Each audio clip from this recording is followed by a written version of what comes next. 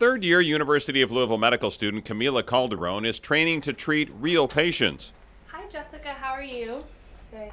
Jessica is not one of those real patients. She's posing as a teenager who's come to the doctor complaining of vaginal pain.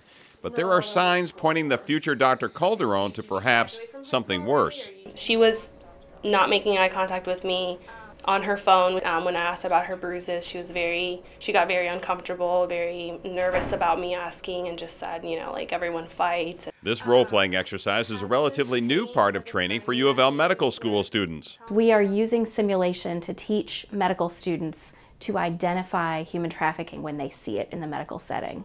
Things like signs of injury or torture even, so cigarette burns, bruises.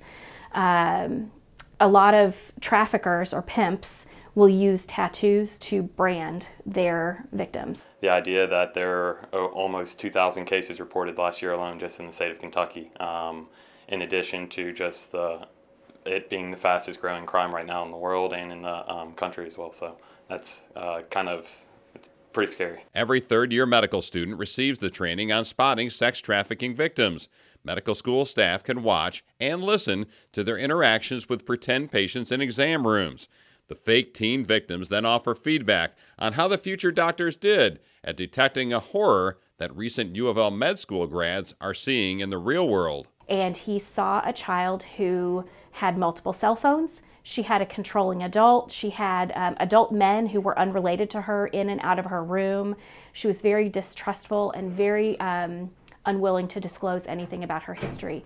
So he identified that she was being trafficked and brought that forward to his supervising physicians. Getting this sort of practice will be able to recognize it, so you take more than 5 minutes to figure out what's going on, and you take more to kind of make sure that everything's going well with the patient.